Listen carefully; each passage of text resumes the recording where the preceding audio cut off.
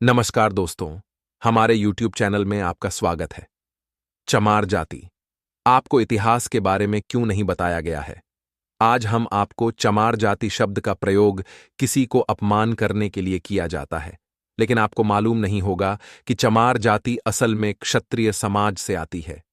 चमारों का अपने आप में गौरवशाली इतिहास भी रहा है।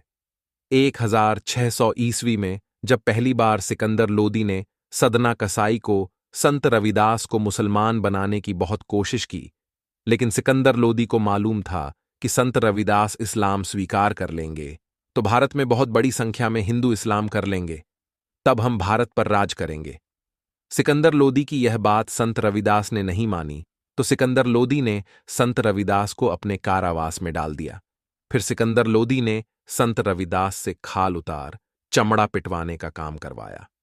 तब पहली बार लोदी ने रविदास को चमार कहकर बुलाया, लेकिन संत रविदास ने अपने अनुयायियों के साथ मिलकर हिंदू धर्म प्रचार किया।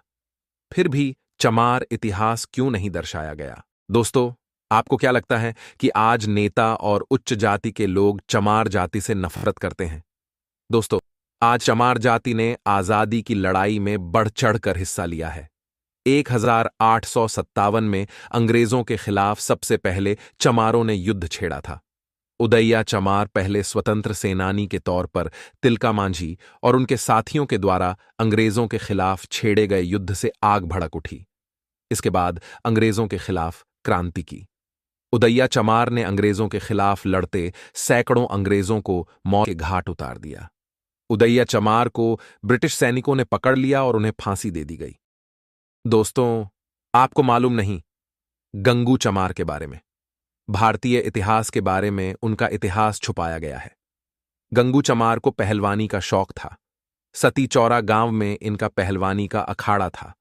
कुश्ती के दांवपेंच एक मुस्लिम उस्ताद से सीखने के कारण गंगुद्दीन के नाम से बुलाते थे। गंगू चमार का जन्म उत्तर प्रदेश, कानपुर, पुरखे तहसील, अकबरपुर गांव में हुआ था।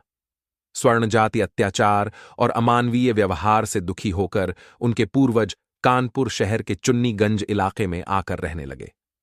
गंगुद्दीन चमार 1857 में अंग्रेजों के खिलाफ सती चौरा के पास वीरता से लड़े थे। 1857 की लड़ाई में गंगुद्दीन चमार ने 200 ब्रिटिश सैनिकों को मौत के घाट उतार दिया था।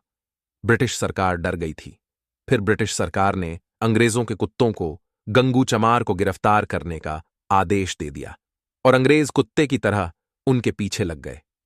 पीर गंगू चमार जी घोड़े पर सवार होकर वीरता से लड़ते रहे। अंत में गिरफ्तार कर लिए गए। जब गंगू चमार को अंग्रेज की हथकड़ियां और पैरों में भेड़ियां बनाकर जेल की काल कोठरी में डाल दिया गया था और उनके ऊपर कड़ा पहरा लगा दिया था। इसके बाद गंगू चमार को कानपुर के उन्हें बीच चौराहे पर 8 सितंबर साल 1859 को फांसी दे दी गई, लेकिन दुर्भाग्यवश भारत के इतिहास में उनका नामो निशान नहीं है। यह नाम जातिवाद के कारण इतिहास के पन्नों में ही सिमट गया।